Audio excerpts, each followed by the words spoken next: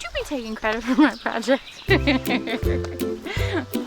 Another day, another porch makeover. Welcome back to Sunshine and Happiness. Today I'm going to be making over our back porch, adding a little color and texture, and of course cleaning it up from winter and spring. So this back patio has always kind of been an afterthought at our house. It really only became a patio because there used to be a cement slab here when we moved in. We demoed the slab all around the house, so we just naturally converted the space to paver patios because of all the rubble that was here. We never really used it very often, and we just sort of started to use it last year. Now that we're starting to have some bigger plans for our backyard, we're not really sure what's going to become of it in the future. We may just have it be a walkthrough area. It may become an extension of a back deck patio combo. So since we're not 100% sure what's going to happen with this patio moving forward, I don't want to put too much time and money into it in case we don't have it in the future, but I do want to enjoy it while it's here. So I feel like this is going to be a great place to move all of those pieces that we're retiring from our other porch and patio areas. So you'll start to see them moving into here so we can add a little color and texture and make it feel really homey without spending too much money in case it's not here moving forward. And of course, if it does become an extension of our back deck, I'm going to want to redecorate it to fit whatever design elements we put into that space. So let's get started cleaning it up. So I'm pretty behind this year. Usually I'm cleaning up all of our patios in early spring, but here I am in the thick of summer and finally getting around to this area, and the leaves and the weeds are just wild here. So I'm very excited to finally get it straightened out so that we can start enjoying it as a family. For years, we only had this table and chair set on this patio, and we ate maybe 1 or 2 meals here in an entire 7-year period. But of course, 2020 inspired some more action on our part for some long delayed projects, and we started enjoying this patio a little bit more often. And ever since then, I've been more inspired to make it feel more welcoming and homey so that we can enjoy even more meals and family time on this patio. Last year, I added the beautiful teal umbrella and refurbished and repurposed a vintage bar cart into a plant stand, and of course added some colorful plants and the giant planter from a previous project. This year, we're adding some of cozy touches with our retired front porch pieces, and in a few weeks we'll have another special DIY project coming up with the Costco trellises you saw me carting off just a few moments ago. So stay tuned for that. As you probably realized by now, pretty much everything here has a story, and this table and chair set on our patio were no different. The story goes, once upon a time, we moved into this house with very little adult furniture. And on one of many trips to Home Depot to get supplies to fix up our house, I spotted this table and chair set on display at the end of the summer. I immediately went and found the manager, who knew us by first name by now, and negotiated to buy the table and chair set for $40 total. I was so excited when they accepted the offer that I ran to tell Tam, to which he chuckled not only at my negotiating, but also at the fact that I had no idea whether or not it would actually fit into the hatch of our small SUV. That was none of my concern. I got the table and chair, and we were going to get it home one way or another. The good news is it did actually fit, and we didn't even have to take it apart. So that's it for story time. For now, we'll get back to the mess.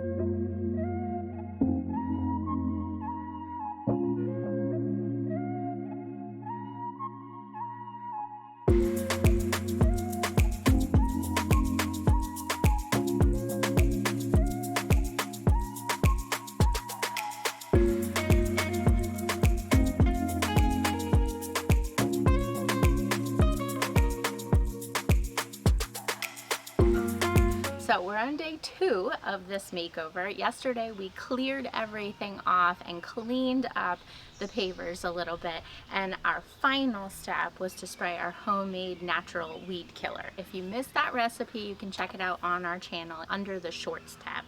So So anyway, we sprayed that, we let it settle for the night, and it worked its miracles. And now I'm gonna give it a final sweep just to clear off any last debris and some of the moss and stuff that we weren't able to scrape up, to give it a clean slate.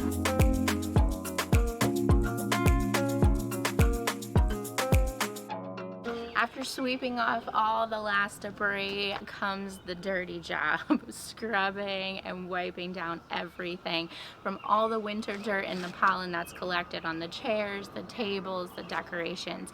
And then we can finally get to the fun part, adding the colors and textures and plants and things to make it feel like a little extension of our home. So come along.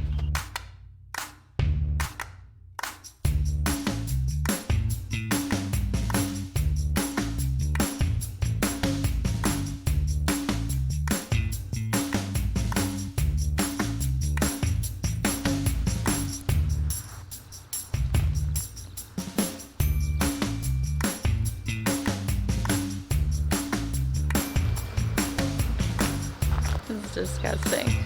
So day 3 is a dirty day. So the table is 12 years old and does have some rust spots. So we're gonna give it a little sand so we can freshen up some paint and stop the rust from growing. The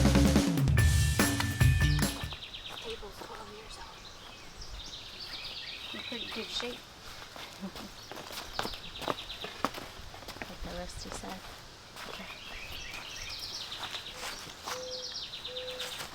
Don't you be taking credit for my project. Get too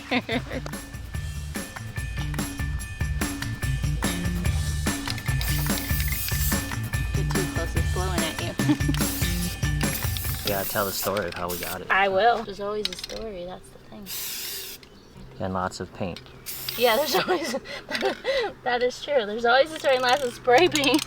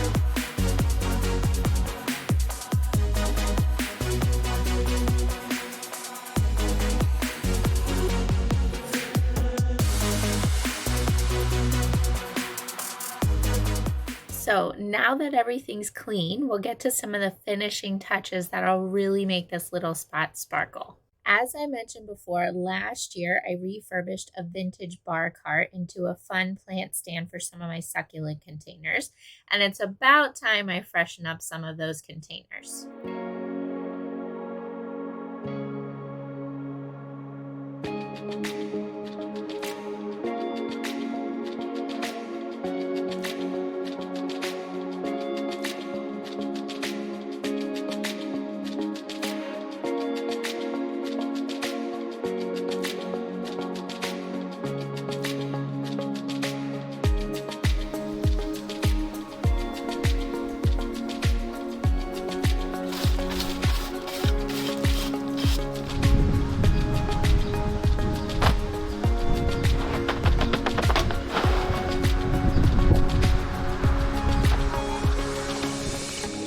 This way?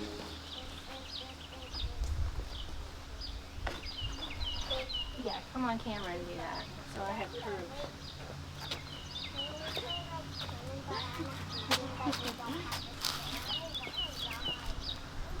Alright, let me broom it off and then we'll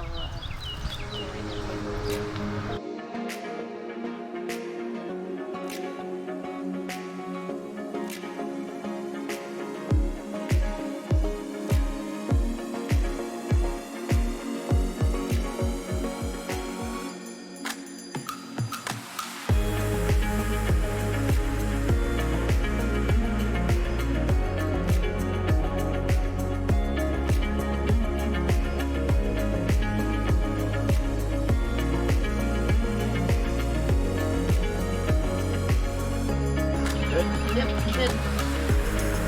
Thank you. You give a thumbs up to my camera.